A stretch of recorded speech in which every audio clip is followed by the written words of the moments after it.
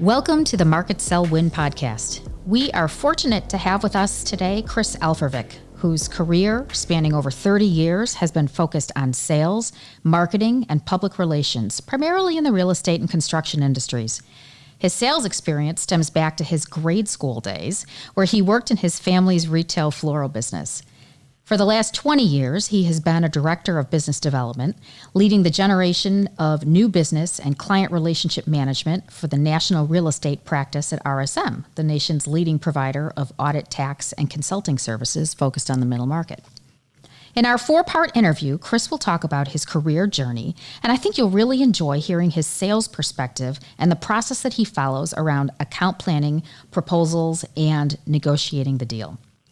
In this segment, we'll focus on Chris's career path, the skills that he's found to be important, and the impact that mentors have had in shaping his career. So welcome to the show, Chris. Hey, Julie. Thank you. Thanks for joining us. So what we're trying to do with our show is really help people to understand that there isn't a direct route for our careers, that experiences build on each other, people and situations influence us, and the path kind of reveals itself as you march along in life.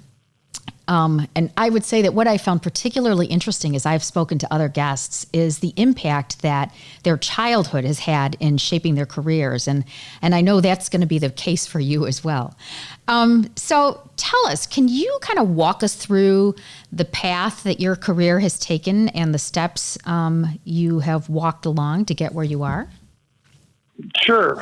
And interestingly enough, you bring up a good point that I really think for all of us, regardless of what age we are or where we're at in our career, it literally is a body of work, stemming from your childhood through college and career steps. And you were kind enough to mention working in our family retail business. I literally was working behind the counter, probably early in grade school, and helping customers and ringing things up and just understanding how to work with people and take orders and get orders from the coolers and things like that. And that really started me down a path. And you kind of throw in some other things like being a caddy in that mix and parking cars in our family yard, which was next to a golf course.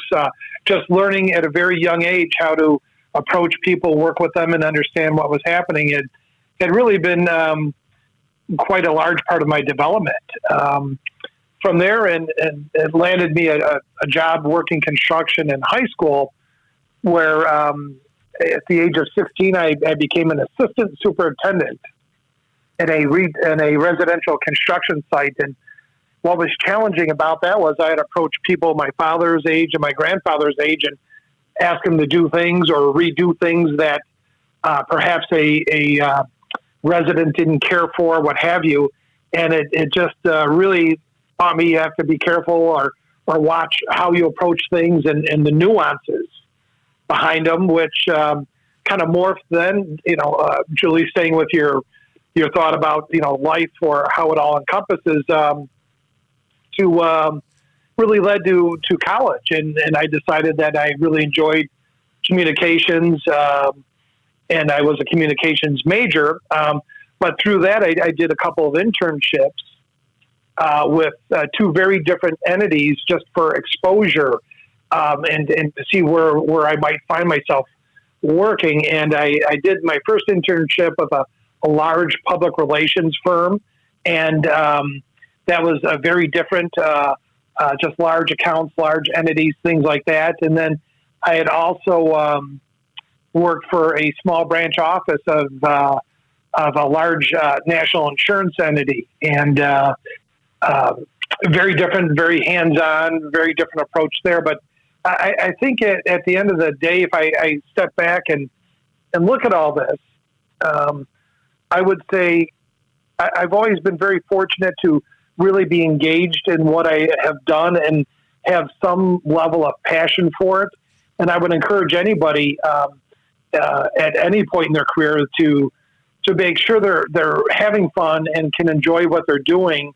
And if they could do that, you've often heard people say, if you're having fun, you never work a day in your life. And I think there's a lot of merit to it. And while you're doing that, I've been very fortunate in the real estate and construction industry to serve wealthy clients. And it's kind of neat to have cool clients because you get to go to cool places and do cool things. And that's kept the job fun and interesting over the years.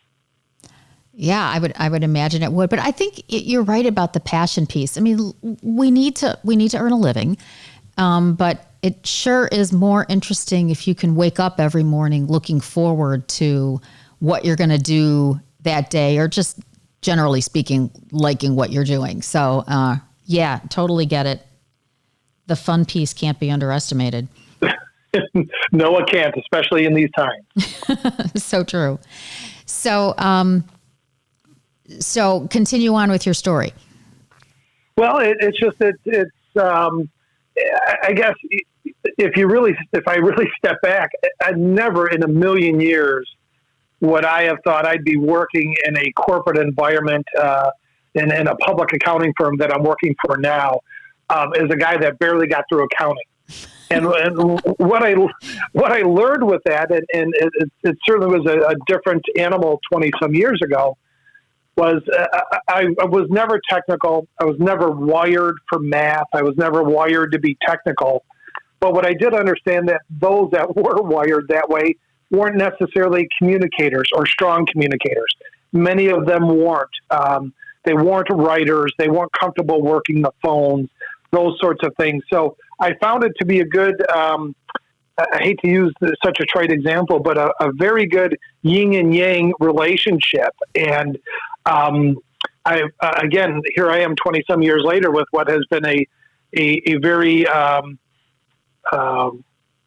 how do I want to say it here? Just a very solid career, both personally, professionally, financially. And again, I never would have thought that when I struggled with accounting classes that I would do that. But it just shows people how much diversity is out there in the work world and how you could work or wind up in such odd places if you position yourself well or just, work hard to get there.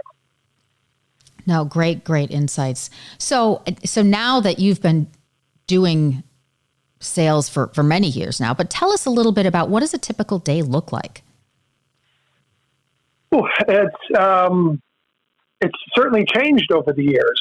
And I think that, and I don't mean that that's more of a, quite frankly, an age thing. And what I mean by that is when I started in sales and you start in any new sales job, you've got to find your way. And literally when I started with my current firm, I was making 50 to 70 phone calls a day, smiling and dialing, as we say, trying to build my book of business and figure out the right markets and the right people in the right places. And here I am now 20 years later. I promise you, I don't make 70 phone calls a day, and I'm glad that I don't. But it really, you grow with it like anything else in life. You understand your client base, you grow with it, you build relationships that lead to referral relationships, and you're farming all the way along. You're farming clients and prospects, and that's been a pleasure because undoubtedly, and without being self-serving, I am a people person and I love to nurture and build things. So that's been part of the enjoyment of the career. But that's very, very high level in terms of, from where it was, 30 some years ago to where it is today. But I do have some things that I've been doing every day for the last X number of years. And what I would offer is I really try to I try to start the day easy. And what I mean by that is, might be reading, what's coming across the wires via the internet and all of the other social media platforms, or, the reading the newspaper or the trade rags. And then even if I knew I had to make a bunch of calls when I was making high volume calls, I would literally, I might call my wife as my first call or a friend and just talk about what I anticipated doing for the day, essentially getting warmed up, stretching, so to speak, like an athlete might, but just kind of getting in a flow. And I would never jump right into the hardest call of the day as the first call if I didn't have to. So, I start things easy, and I even share that when working on proposals. I never start with a cover letter. I start with something really easy to get in the flow and the rhythm of the work. So I might look at the resumes and who's my team and what do they bring and what kind of thoughts do those bring. So I would just say that has been a constant where I look just to kind of get in a groove and a flow to make the day happen and let things snowball in a good way. Sometimes a little crazier than others, no doubt, but I think that's probably a good summation of a day. Yeah, no, that's great. And I like the concept of warming up. Sometimes I know personally, if I'm working on, 5 things, I might say, oh, let me tackle the hardest one first. But if you're calling folks, let yourself kind of groove into it and make it easy. I can totally get the logic of that. So, well, that was helpful and interesting, honestly, because I think probably there's some folks out there that may not be taking that approach. So, and it sounds like you have a bit of a routine. You kind of chunk out your day to the extent that you can. So there's a little bit of structure. Am I reading into that, or is that a fair statement? No, that is a fair statement. And it's certainly different, just based on in different parts of your career where you have more control or less control over your time. But, and I also find that, just for me personally, and I tend to work longer days by choice, but I don't, there's always a point in the afternoon where I go, or in the evening, I'll do this far better and far faster tomorrow morning than I will, struggling through it tonight. So you do pick and choose those battles, so to speak, but structure is key. Stephen Covey, they had a great saying, which was, plan your work and work your plan. And I still rely on that on a regular basis. And I'm not saying you have to have everything mapped out or structured out, but you've got to have some definitive ideas of what you want to get done and really try to focus on another analogy they often use of moving rocks, not pebbles, to have some moxie to your day, for lack of a better expression. Yeah, no, good tips for sure. And so true on the knowing when to call it, because I think so many of us, and I did this probably when I was younger in my career, I would just keep plowing through and I'm like, no, I'm going to get this done. I'm going to get it done. But 9 times out of 10, I either made a mistake, it wasn't my best work. And if I had just said, okay, that's enough, let's come back tomorrow, I would have had a much more impactful whatever I was working on. So awesome. That's a good point, Julie. And to that end, I often would get, maybe 10 or 20 emails ready to go in the evening. And I was just dying to hit that send button to have it done. And I thought, no, wait on it. And sure enough, you go back the next morning and, you might have embarrassed yourself with a typo or an error or something. So fresh eyes are always a good thing. Totally agree. I even had a boss say to me, Julie, I know you're working hard, but don't send emails after 10 at night. Because there's usually something that's, something's wrong. I'm like, yeah, that is an excellent point. So I have tried to pass that along to others as well. So, all right, tell me, as you have gone throughout your career, have you ever felt out of your comfort zone when you moved into a new role or new responsibilities within a role? And I think my point here is just, my guess is yes. And, and that's normal, but how did you work through it? Oh, yet another good question. And it's good to be out of your comfort zone to a degree. I've always, and most all of us always look to learn and improve on oneself. But you need to know your boundaries, and you used the term earlier about plowing through things. Sometimes it's good to force yourself to learn new things and plow through it and learn it and come through the other side and be excited about it.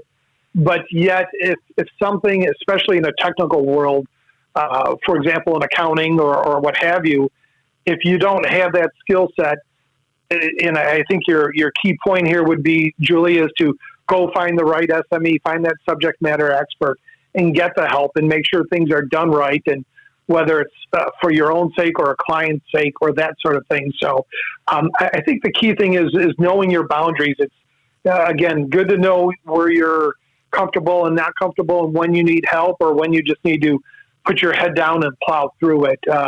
So a lot of variables to that question, but agreed. And nothing replaces hard work or knowing. I used to say in the PR days, you're never more than 2 phone calls away. If I didn't have an answer, you were a second phone call, or I know somebody that did, and I still rely on that to this day. So let me ask you this. What skills, and I think we'll focus more on the soft skills, that have you found to be the most important in your career? From a sales or business development perspective, I think when I step back and look at my day-to-day world, and this varies with clients and prospects and the size of entities you're approaching, but it's a little bit of everything. And you're right. It's not for me in a technical sense. It is soft. And I will often feel like sometimes you have to be a detective. You've got to dig into the facts, understand things. A bit of a historian. I was a history minor in school. Not that got me anywhere, but I love the story and loved understanding it. I always felt you really need to understand where you've been before you can know where to go. And that has helped being a bit of a historian. Depending on your client, sometimes you have to be a psychologist, an empathetic listener, and a friend. I had the pleasure to work with an entity where I just listened to this person for several hours, just pour out all the issues they had, and we were able to find a lot of good common ground by just listening and understanding why they were thinking and why things were happening the way they were. Sometimes, perhaps on a larger engagement, you have to almost be a lawyer. While I'm not a lawyer and don't want to be one, but you have to be able to read contract law or understand where concerns are or where things could go awry. And also really big on logistics. And I don't mean that of just getting to a client's doorstep. I mean it in all encompassing behind the client and or the engagement. And what I really mean by logistics is taking the thinking out of it, the little things. So the client or prospect doesn't have to ask for something or think twice about something, because I feel that's just an example of how it is to work with us in our firm. So I really go to great lengths to think through everything step by step to make things simple and ultimately make it a win-win for everyone. And then the big thing, if you tie all these things together, it's really about understanding the people and the entities you're trying to serve.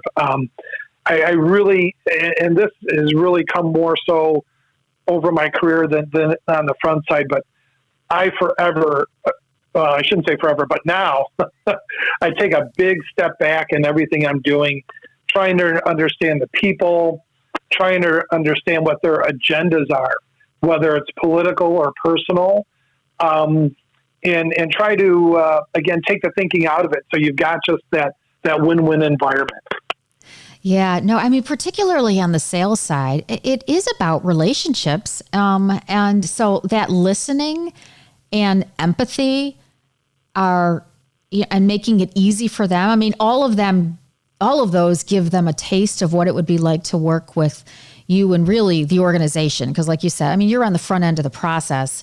And so the impact or the impression that you make on them is really important. So, yeah, interesting skills. And some of these, thinking back to just your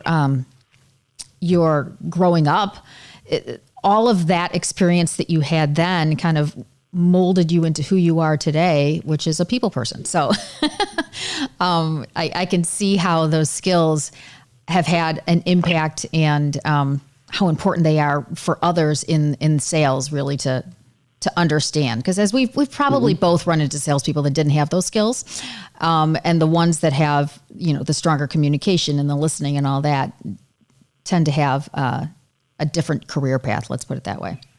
Agreed. And, it really, as I said earlier, it's knowing where to find help as well. I feel that I'm a strong writer. Am I the best writer? No. Am I the best on absolute grammar dictation? I'm pretty darn good, but knowing that there's, that you can find a specialist to help you refine things. Right. And you don't have to do everything well, because you'll go nuts trying to do everything well. But if you know where to find the right resources, and if maybe you're not a good listener for whatever reason, then have somebody team up with you that could be better than you, and don't be afraid to ask for help if there's a certain area where you need it. Totally agree. So let me ask one last question for you, and that is, what roles have mentors played in your career?